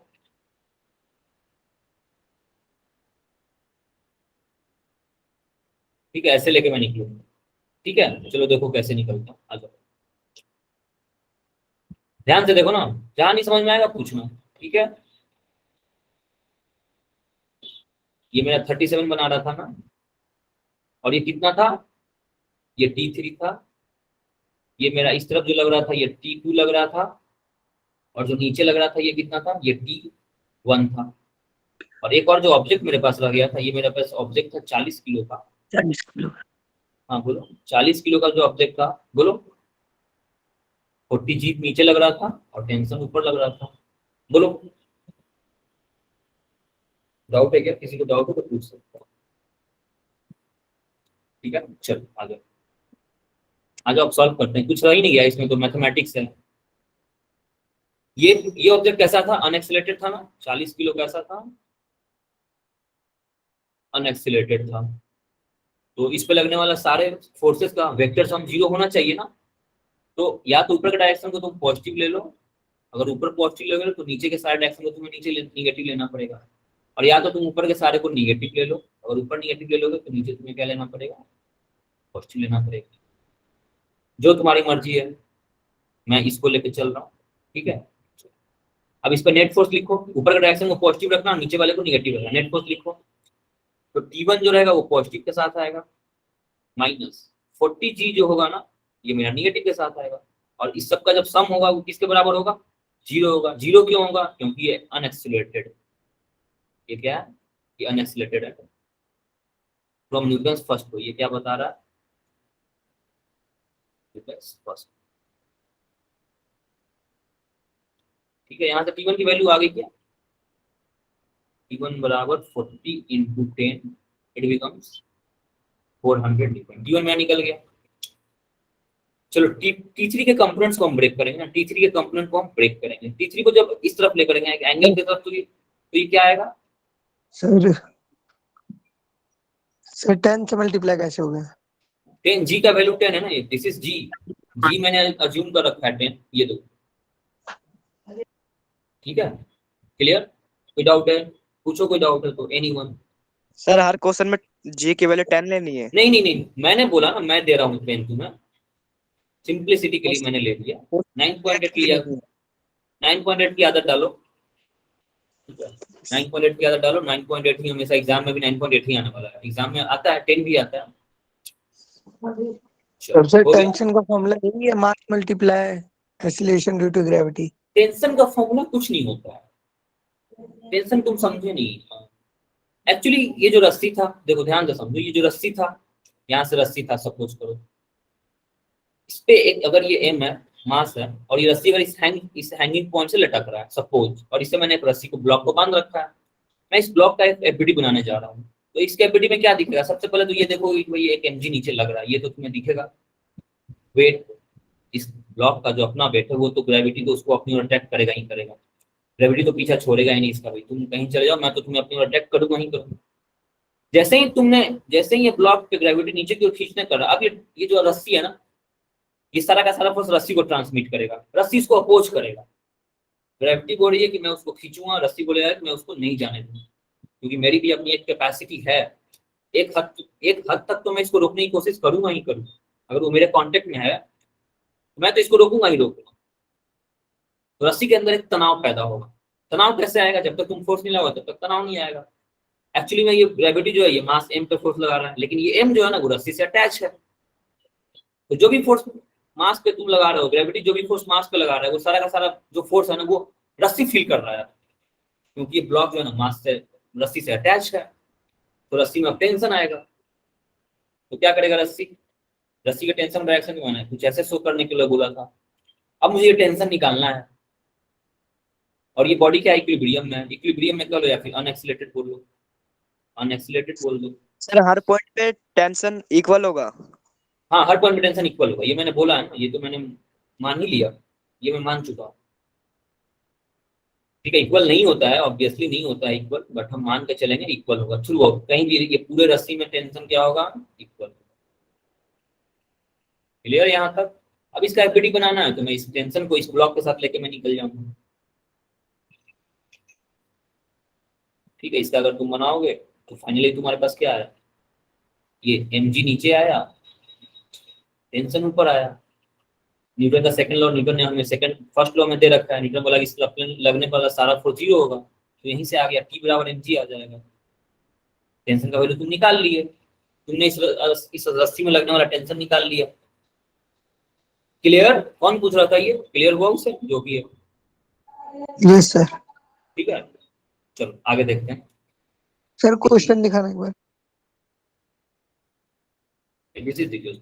ये 40 किलो का ब्लॉक जो है ना उस पर लग रहा है, 40 किलो के ब्लॉक को फोर्स लगाया जा रहा है, ग्रेविटी लग रही है। हमारे पास 3 अलग अलग रस्सियां हैं ना, 3 रस्सियां अलग अलग है। अगर रस्सी अलग होगा तो टेंशन अलग लगेगा, तीनों में टेंशन मत लगाना, ये गलती मत करना। रस्सी अलग है, टेंशन अलग हो जाएगा। रस्सी का कोई मोटा होगा, कोई पतला होगा, कोई छोटा होगा, बड़ा होगा, कोई नाइलॉन का बना होगा, कोई जूट का बना होगा। तो हर किसी की कैपेसिटी अलग होगी, हर किसी का एटॉमिक स्ट्रक्चर अलग होगा, हर किसी का मॉलिक्यूलर स्ट्रक्चर जो है ना बनावट अलग होगी, तो तीनों में टेंशन अलग लगेगा। चलो आ जाओ अब मैं दूसरा ये बता रहा था, इसका मैं बता रहा था। मेरा फोकस ये था, ये जो T3 है इसका कंपोनेंट ब्रेक करना है। मेरा एक्सिस कैसे मैंने जूम किया हुआ है, एक्सिस मैंने एक इधर जूम किया है और एक इधर जूम किया हुआ है, तो मैं सारे फोर्सेस को इसके अलॉन्ग ब्रेक करने की कोशिश करूंगा। तो एंगल साइड जब हम ब्रेक करते हैं तो जो है ना T3 जो है ना वो cos 37 लेकर के आएगा, और इस तरफ अगर ब्रेक करोगे T3 को तो T3 sin 37 लेकर के आएगा। और जब मैं इस T3 के कंपोनेंट्स को ब्रेक कर दूंगा ना तो मैं इस T3 को भूल जाऊंगा। जब मैंने T3 को हॉरिजॉन्टल एक्सिस में और वर्टिकल एक्सिस में मैंने ब्रेक कर दिया ना तो मैं अब इस T3 को मैं भूल जाऊंगा, ये मेरे किसी काम का नहीं। ये मैंने प्रोजेक्टाइल में करके बताया था, अगर कोई प्रोजेक्टाइल के मेरे लेक्चर अटेंड किया होगा तो मैंने बताया था प्रोजेक्टाइल को जब हम किसी एंगल यू से थ्रो कर देते हैं, इस यू को जब मैं दो भाग में बांट देता था, एक हॉरिजॉन्टल और एक वर्टिकल, तो फिर अब ये यू मेरे किसी काम का नहीं रह जाता। अब मेरा पूरा खेला जो है ना वो हॉरिजॉन्टल और वर्टिकल का हो गया, मेरे यू का यू से मुझे कोई मतलब नहीं रह गया। इसमें जब जैसे ही तुमने कंपोनेंट्स ब्रेक कर दिए, अब T3 को ढोते मत रहना।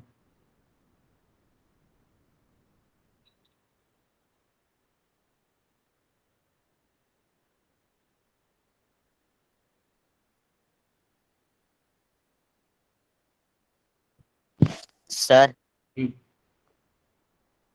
सर जो टेंशन लगता है तो सर वो रस्सी पे डायरेक्शन दी रहती है ना सर उसकी, कि किस तरफ टेंशन नहीं लग नहीं रहा है। नहीं नहीं अपोजिट ग्रेविटी के। नहीं गलत, एब्सोल्युटली रॉन्ग, ग्रेविटी के अपोजिट, एब्सोल्युटली रॉन्ग। देखो तो यहाँ ग्रेविटी के अपोजिट लग रहा है क्या, बताना तो। ये ब्लॉक है, इसको दूसरा ब्लॉक ड्रॉप, इसको एम है, इसको मैं एक कैपिटल, इसको मैं 10 न्यूटन से मैं ड्रॉप कर रहा हूँ, और ये स्मॉल एम है, ये रस्सी से कनेक्टेड है, ये सिस्टम 10 न्यूटन से मैं इसको ड्रॉप कर रहा हूँ। ये फ्रिक्शन लग रहा है क्या, इसमें जो टेंशन लग रहा है वो ग्रेविटी के अपोजिट लग रहा है क्या? जो टेंशन लग रहा है, पता नहीं कौन टेंशन लग रहा होगा, मुझे नहीं पता, क्या ये ग्रेविटी के अपोजिट है? सर नेट फोर्स के अपोजिट लगेगा।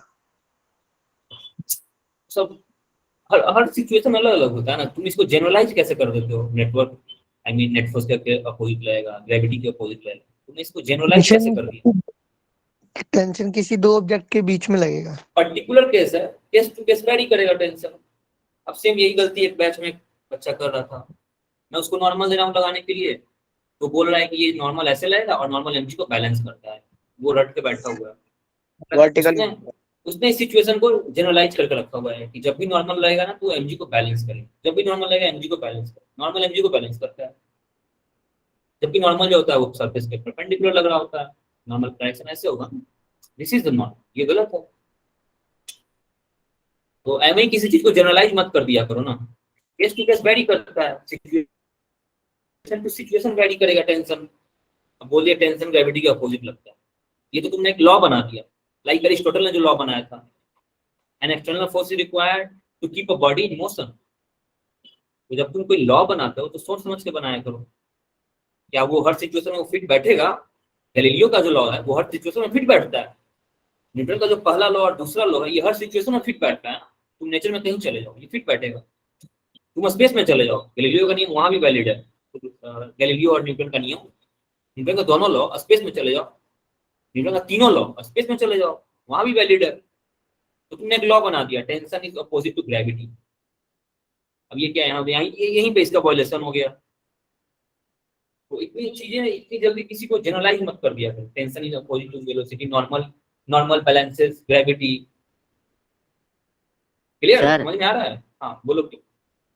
सर मेरा तो बता दो सर, जो टेंशन होगा सर वो रस्सी पे दिखाया रहेगा ना कि इस तरफ लग रहा है नहीं। क्वेश्चन में?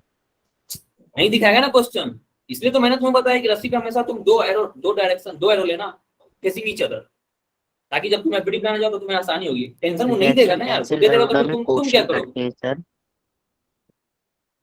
टेंशन क्वेश्चन में नहीं दिया रहेगा, तुम्हें उसको फाइंड आउट करना है। टेंशन क्वेश्चन में नहीं देगा, वही तो मैं बता रहा हूँ, इसलिए तुम्हें डायरेक्शन सर टेंशन की डायरेक्शन बोल रहा डायरेक्शन हूँ। नहीं देगा, तुम्हें रस्सी देगा। रस्सी में टेंशन डायरेक्शन तुम्हें अपने खुद से मैनिपुलेट करना होगा, खुद से इसको तुम्हें अगर find out- दोनों का एफबी डायग्राम बनाएंगे सर, हाँ दोनों का एफबी डायग्राम बनाएंगे तो राइट वाले में 10 न्यूटन और टेंशन को ये लेफ्ट साइड में दिखाना पड़ेगा। बिल्कुल। मैं क्यों बना रहा हूँ, मैं इसको एरो ऐसे एरो बनाने का मेरा मतलब क्या है? इसका लेफ्ट वाले टेंशन ऑब्जेक्ट में इसका जो है, सर। इसका लेकर के तुम अलग निकल जाओ, और इसका लेकर के तुम अलग निकल जाओ। इसका अगर तुम बनाना है स्मॉल एम का तुम बनाओगे तो ये स्मॉल m है, ये टेंशन इधर लग रहा है। अगर तुम कैपिटल M का बनाना चाहोगे तो कैपिटल M में इस तरफ 10 न्यूटन लग रहा है, इसका टेंशन पीछे लग रहा है। This is the FBD of m and small m।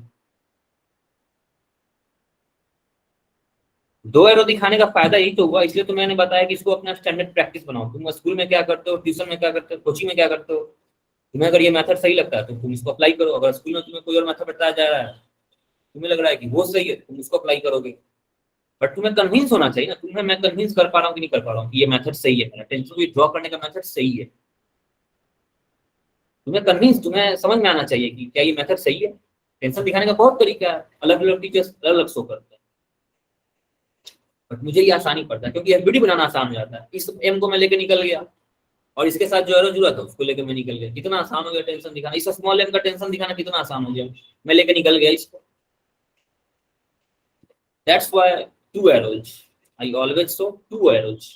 Sir FBD का मतलब वही तो सारे फोर्सेस दिखाने पड़ते हैं, एक ऑब्जेक्ट में कितने सारे फोर्सेस लगे। या एग्जैक्टली, एफबीडी बनाना एक टेक्निक है। एफबीडी में कोई फिजिक्स नहीं होता है, एफबीडी कोई फिजिक्स नहीं है ना, एफबीडी कोई फिजिक्स नहीं है, एफबीडी एक टेक्निक है।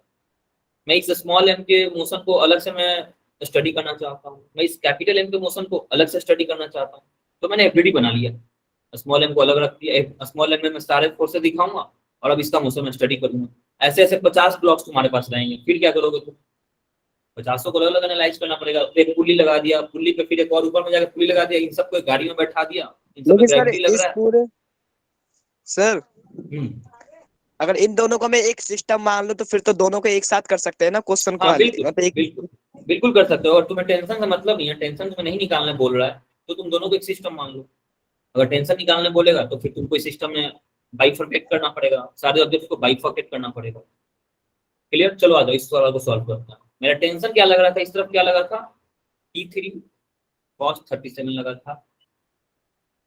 इस तरफ क्या लग रहा था, T2 लग रहा था। इस तरफ T1 लग रहा था और इस तरफ मेरा लग रहा था T3 sin 37 लग रहा था। क्लियर? अब इसको देखना तो वर्टिकल डायरेक्शन के सारे कंपोनेंट्स को मैं वर्टिकल में applying Newton's third applying Newton second law, Newton second law, Newton first law, second first law in horizontal direction, in horizontal and vertical. एक बार मैं हॉरिजॉन्टल में लगाऊंगा और एक बार मैं वर्टिकल पे लगाऊंगा। मैं फर्स्ट लॉ क्यों लगा रहा हूँ, मैं सेकंड क्यों नहीं लगा रहा हूँ?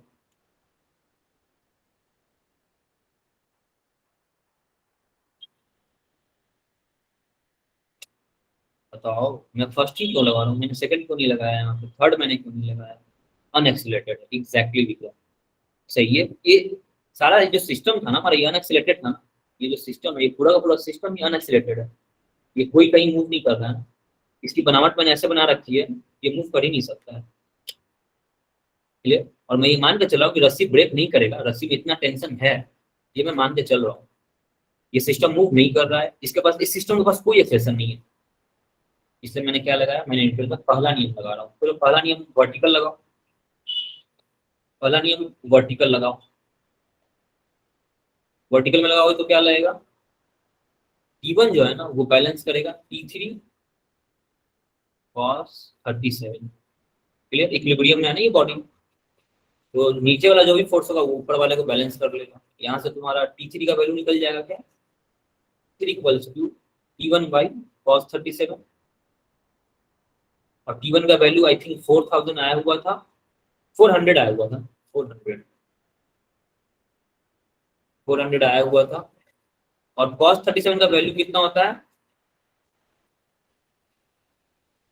cos 37 हो जाएगा 4/5, 4 और 5 ऊपर चला आएगा, तो T3 की वैल्यू होगी 100 × 5, 500। क्लियर? चलो अब हॉरिजॉन्टल डायरेक्शन में लगाएं क्या, एक बार हॉरिजॉन्टल लगा, एक बार वर्टिकल में लगा लिया ना मैंने, ये वर्टिकल में मैंने लगाया था। चलो आ जाओ हॉरिजॉन्टल में लगाता हूँ।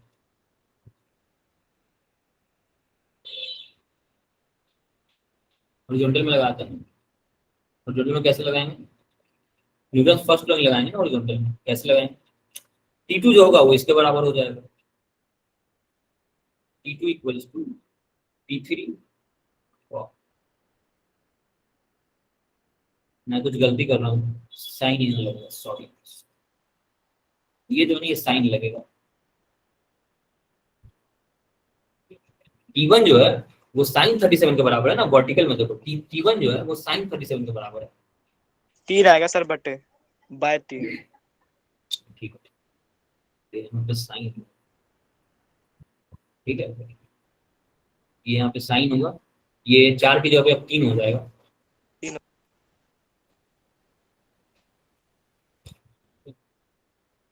4 की जगह 3 हो जाएगा, ये टोटल कितना हो गया, 5 4 20, यानी 2000 बाई 3 न्यूटन आया। ठीक है, चलो T2 निकालते हैं। T2 बराबर T3 मेरा वैल्यू आ रखा है कितना, 2000 बाई 3 इंटू cos 37। cos 37 की वैल्यू होती है 4/5। ठीक है, तो ये 5 4 या 2000 हो जाएगा, ये 5 400 हो गया। T2 का वैल्यू आ गया अल्टीमेटली कितना आ गया, 1600 आगे 3 मिनट। क्लियर, क्लियर है सबको?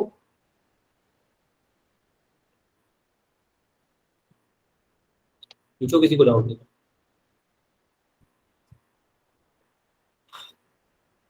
सर टेंशन फोर्स ये शो करते हैं कि रस्सी कब टूटेगी, मतलब रस्सी कितना फोर्स वो कह सकती नहीं है। नहीं नहीं, रस्सी सेल्फ, ये सब कुछ सेल्फ एडजस्टिंग होता है राज। टेंशन फ्रिक्शन सब कुछ सेल्फ एडजस्टिंग होता है। तुम जितना दे रहे हो वो उसकी एक क्षमता होती है, वो अपोज करता है।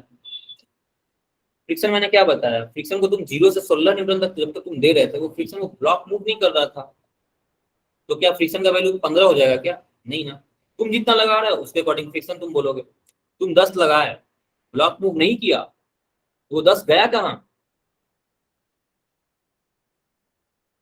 अगर तुमने 10 लगाया और वो ब्लॉक मूव नहीं कर रहा है तो भाई तुम तो फोर्स लगा रहे हो, 10 जा कहाँ रहा है? बैलेंस हो जा रहा है, फ्रिक्शन फ्रिक्शन को वो काउंटर कर रहा है। तुमने 11 लगाए फिर भी वो ब्लॉक मूव नहीं किया, तो सारा का सारा 11 कहाँ चला गया? फ्रिक्शन को काउंटर करने में चला गया। तुमने 12 लगाया फिर भी ब्लॉक मूव नहीं कर रहा। तुम 15 लगा रहे हो, ब्लॉक मूव नहीं कर रहा है। तुम 1 लगाया, 2 लगाया, 3 लगाया, ब्लॉक मूव नहीं किया। तो लेकिन तुम फोर्स लगा रहे हो, और अगर तुम फोर्स लगा रहे हो ब्लॉक मूव नहीं कर रहा है तो भाई ये तो न्यूटन का सेकंड लॉ का वायलेशन है। मैं फोर्स लगा रहा हूँ और ब्लॉक मूव नहीं कर रहा है, ऐसा संभव कैसे है भाई? मैं फोर्स लगा रहा हूँ, मैं 10 लगा रहा हूँ, मैं 11 लगा रहा हूँ, ब्लॉक मूव नहीं कर रहा है, मतलब मैं परेशान। न्यूटन का सेकंड नियम तो वायलेट कर गया यहाँ पे। एक्चुअली में मेरा 15 न्यूटन तक का 16 तक का लगाया गया सारा का सारा फोर्स फ्रिक्शन को काउंटर करने में जाएगा, ये होता है। ठीक है, और किसी को कोई डाउट है तो पूछो। अगली क्लास में 17 और 18 को हम आपके सैंपल पेपर सॉल्व करने वाले हैं ना, 17 एंड 18 सैंपल पेपर फिजिक्स के सॉल्व करेंगे। और आपने सूडो फोर्स पढ़ा दिया? नहीं पढ़ाया है, ये सब मिड टर्म के बाद पढ़ाएंगे। मिड टर्म के बाद सब कुछ शुरू से शुरू करने वाले हैं हम लोग, सब कुछ शुरू से शुरू करने वाले हैं। एवरीथिंग स्टार्ट से स्टार्ट होगा। ये सब तो बस आपके मिड टर्म को ध्यान में रखते हुए हम बना रहे थे। थर्ड लॉ में क्या बताएं उसको, हम उसका मैथमेटिकल इंटरप्रिटेशन करने चाहोगे तो फिर मैथमेटिकली वो क्या बोलते हैं, थर्ड लॉ का मैथमेटिकल इंटरप्रिटेशन अगर करोगे। बाकी इसके सवाल है ना, देखो बाकी सवाल मैं बता नहीं रहा हूँ, टाइम नहीं है। बताऊं 1-2 सवाल और, रुकोगे? यस सर, चलो बिल्कुल। ठीक है, एक सवाल और बताते हैं, एक सवाल और आ जाओ। चलो इस पे आओ। Find the M if system is equilibrium. ये सिस्टम इक्विलिब्रियम है, बोल दिया, ये क्वेश्चन मुझे बोल दिया। ठीक है, ये लास्ट सवाल है ना, 10 मिनट 5 मिनट और रुकना सब, 5 मिनट और रुको, मैं 5 मिनट इसको फिनिश कर रहा हूँ। क्वेश्चन सिस्टम, क्वेश्चन ने बता दिया भाई इक्विलिब्रियम है। जैसे इक्विलिब्रियम तुम्हें दिखेगा ना, दिमाग में दोहराना है कि ये न्यूटन फर्स्ट लॉ यहाँ लगने वाला है और कुछ नहीं लगने वाला। न्यूटन का फर्स्ट नियम यहाँ पे लगेगा। ठीक है, तो आ जाओ इसको सॉल्व करते हैं। चलो सबसे पहले कंपोनेंट ब्रेक करना मैं सिखाता हूँ, शायद किसी को ना पता हो तो देख लो, एक बार फिर से देख लो। ये अगर थीटा है, ये अगर थीटा है, इसका mg नीचे लग रहा होता है। ठीक है, तो ये जो एंगल, अब मेरा जो मैथ्स, इसमें मैथ्स की मैं क्या हेल्प लूंगा, मैं कोशिश ये करूंगा, मैं इसका कोऑर्डिनेट एक्सेस जो ऐसे हम लोग हमेशा लेते हैं ना, कोऑर्डिनेट एक्सेस x और y, मैथ मुझे आजादी देता है कि तुमको जहां माने वहां ले जाओ कोऑर्डिनेट एक्सेस। शर्त ये है एक्स और वाई के बीच के एंगल जो है ना जब भी रखना वो 90 रखना बस। कहीं भी जहां तुम्हारा मन है, जैसे तुम्हारा मन है वैसे कोऑर्डिनेट एक्सिस लेते रहो। ये मैथ के टीचर ने मुझे इतनी फ्रीडम दे रखी है। शर्त ये है कि इन दोनों के बीच में एंगल 90 रखना, ठीक है। तो इस दफे मैं क्या करूंगा, इस दफे मैं कोऑर्डिनेट एक्सिस को मैं चेंज करूंगा। अब तक जो हम लोग कोऑर्डिनेट एक्सिस को हमेशा वर्टिकल और हॉरिजॉन्टल लेते हैं ना, अब इसको मैं इंक्लाइन प्लेन पे, ठीक है।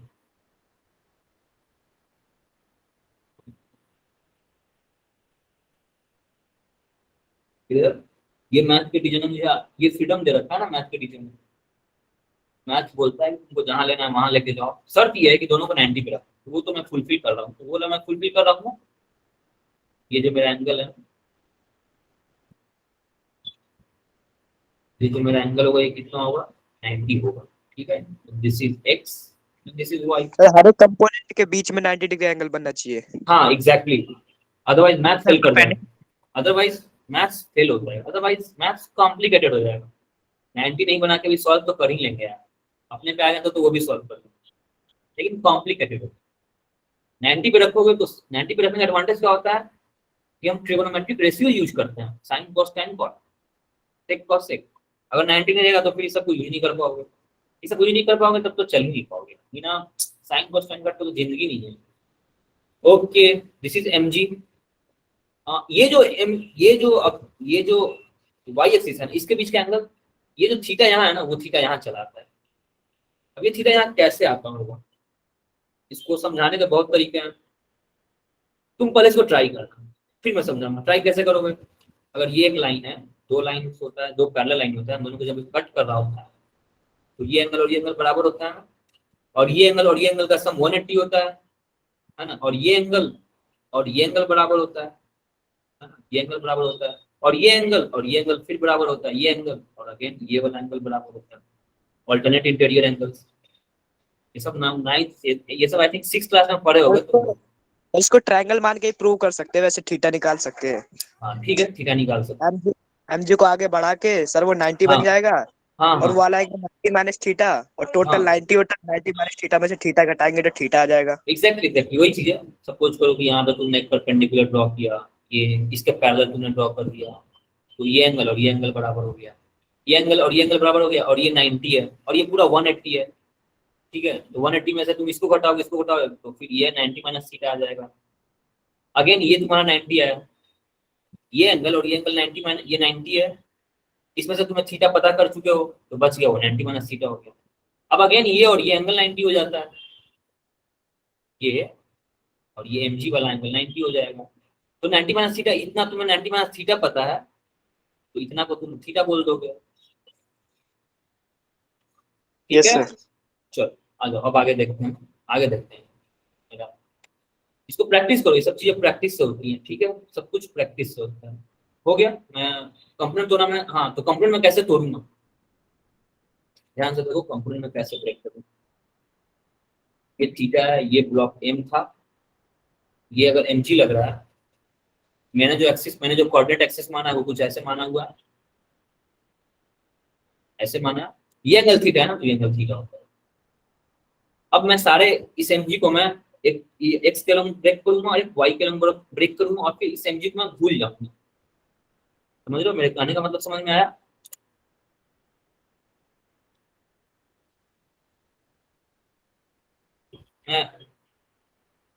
क्लियर है ना सब कुछ? एक मिनट रुकना, एक मिनट, कभी कभी हैंग कर जाता है ये।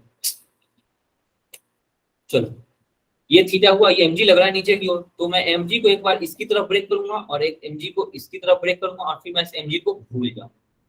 तो एंगल साइड क्या टूट के आता है, कॉस टूटता है ना, mg कॉस टूटता है एंगल साइड, याद रखो। समझ में नहीं आता है तो angle side cos theta, other side sine, ये मंत्र याद रखो, कहीं कंफ्यूजन नहीं होगा, ठीक है। एंगल की तरफ में ले गया कॉस को, और एंगल से अवे में क्या ले गया, साइन थीटा को ले गया, ठीक है। ऐसे ही हम कंपोनेंट्स ब्रेक करेंगे हमेशा। चलो अब प्रॉब्लम पे आते हैं, अपने रियल जो प्रॉब्लम, ये मेरा प्रॉब्लम है ना 37 20 और mm। ऐसे ढेर सवाल है इस सीट में, तुम लोग सॉल्व करना।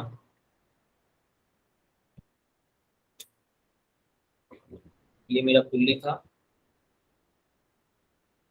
ये मेरा एम है, और ये यहाँ से लटक रहा है, और ये जो मेरा एक सरफेस है ना, सरफेस पे इसका मास 20 किलो है, 20 किलोग्राम। ठीक है, चलो देखो 20 किलोग्राम में ये एंगल कितना दे रखा है, ये एंगल दे रखा है 37।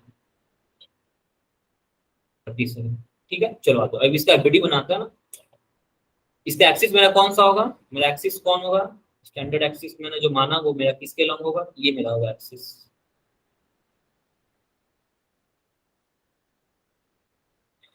ठीक है, ये मेरा स्टैंडर्ड एक्सिस। ठीक है, चलो ये मेरा, इसको मैं एक्स मान लेता हूँ, इसको मैं वाई मान लेता हूँ। ठीक है, सारे का एफबीडी में बनाऊंगा तो इसका इसका जो ग्रेविटी लगेगा, वेट लगेगा, ये डाउनवर्ड लगेगा। This is your M G 20 into जी।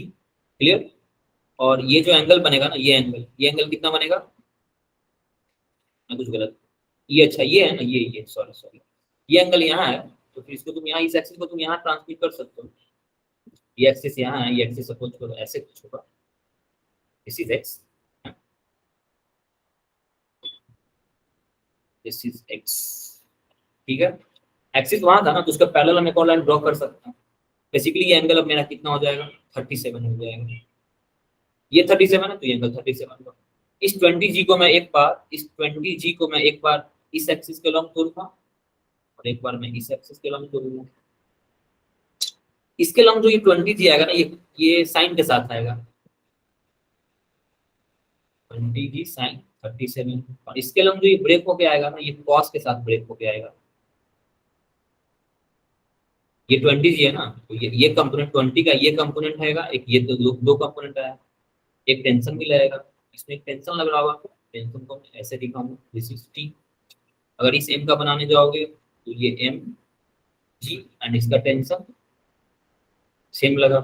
अब इन दोनों का सवाल है कि इन दोनों का एफबीडी बनाना है, तो इसका एफबीडी में इसका एरो लेकर के मैं बाहर निकल जाऊंगा। सर आपने बताया था एंगल की साइड कोस लेना, अदरवाइज साइड लेना, सर इसका मतलब क्या हुआ? जहां भी तुम्हें एंगल दिखे ना, ये तुम्हें एंगल दिख रहा है क्या, ये इसका 90 है ना, एक ये कंपोनेंट है इसका, और एक ये कंपोनेंट है इसका, दो कंपोनेंट है। ये mg है, mg ये है, ये एंगल 37 दिख रहा है।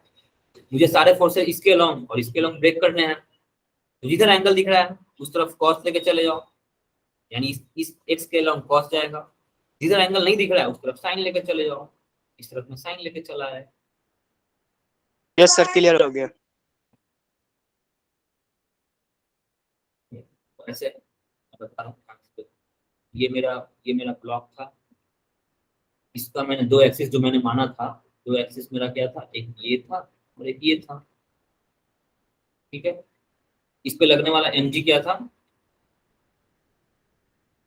ये था, और ये एंगल जो था ये 37 दे रखा था, तो ये 37 है तो ये भी 37 हो जाता है, ये 37 हो जाएगा। तो मुझे mg इसके लॉन्ग और इसके लॉन्ग सारे फोर्सेस मुझे इसके लॉन्ग और इसके लॉन्ग ब्रेक करना है, इस m पे लगने वाला सारा फोर्स। जिधर एंगल दिखेगा उधर कॉस लेके चले जाना, जिधर एंगल नहीं दिखेगा उधर साइन लेके चले जाओ, और अब इसको भूल जाओ। क्लियर? Yes sir. अब इसका ये जो 20 किलो का जो वेट था ना, इसका एफबीडी बनाना था, इसके पास 3 फोर्स हो जाएगा, इसके पास 3 फोर्स हो जाएगा। ठीक है, चलो इन दोनों का एफबीडी बनाते हैं। लास्ट है ना, बस 2 मिनट और रुकना। ये मेरा एम था, नीचे में mg लग रहा है, ऊपर में टेंशन लग रहा है। ये मेरा ब्लॉक था 20 किलो का, ठीक है, इसके इस डायरेक्शन में लग रहा था 20G साइन 37 लग रहा था, इस डायरेक्शन में लग रहा था 20G cos 37, और इस डायरेक्शन में लग रहा था टेंशन, और एक मैं न्यूटन नॉर्मल पीछे दिखाना भूल गया था, ये नॉर्मल पीछे में नॉर्मल दिखाना भूल गया हूँ, यहाँ पे एक नॉर्मल भी लगेगा। ठीक है, ये होगा। अब तुम इक्वेशंस कैसे लिखोगे, दोनों पे क्या अप्लाई करोगे, दोनों पे क्या अप्लाई करोगे, न्यूटन का कौन सा नियम अप्लाई करोगे, पहला दूसरा तीसरा,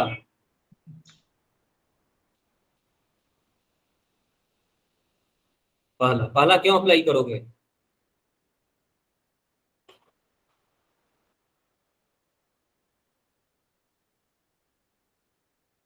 uncertainty, what is this, what is uncertainty Sachin? Sir unaccelerated unaccelerated, ये अनएक्सिलरेटेड मोशन है, ये इक्विलिब्रियम में है, इक्विलिब्रियम में क्यों, ये तो क्वेश्चन ही मुझे बता दिया ना, ये क्वेश्चन नहीं बता दिया था, system is in equilibrium, system equilibrium में है, ये क्वेश्चन बता रहा है मुझे, ठीक है। तो अब इसमें क्या करोगे, applying Newton's first law, applying Newton's first,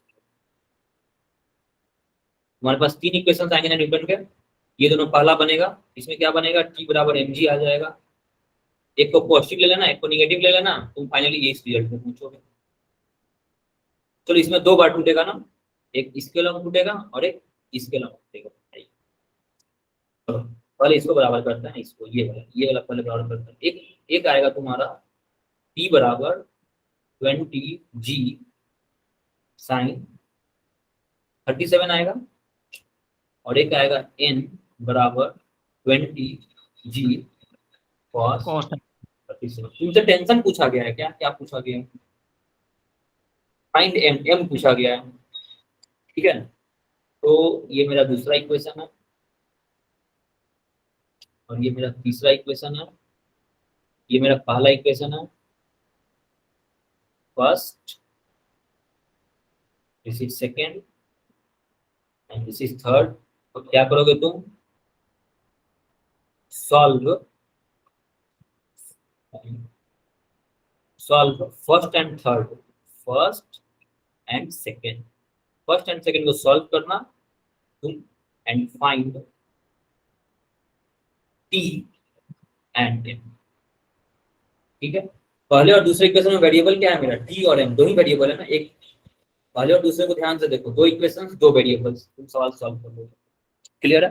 पहले और दूसरे इक्वेशन को देखो, इसमें दो वेरिएबल्स दिख रहे हैं क्या, पहले में T है और M है, कैपिटल M मेरा अननोन है, कैपिटल M मुझे निकालना है, वो अननोन है, वही निकालना था मुझे, लेकिन पहले वाले इक्वेशन में T घट रहा है तुम्हारा, T कहाँ से लाओगे, तो दूसरे इक्वेशन से तुम T निकाल लेना, sin 37 का वैल्यू पुट कर दूंगा 3/5, T निकल जाएगा, इस T को ले जाकर वहां पुट कर देना पहले वाले इक्वेशन में, तुम M का वैल्यू निकाल दो, क्लियर है या किसी को डाउट है, डाउट है तो पूछो भी, कोई डाउट है तो पूछो। सर G10 ले सकते हैं, ले लो यार, कहाँ दिया हुआ है, कोई वो सीट में भी नहीं है, ले लो, क्या फर्क पड़ता है, थोड़ा आसान हो जाएगा और क्या, ठीक है। चलो थैंक यू, फिर किसी को जरूरत नहीं है तो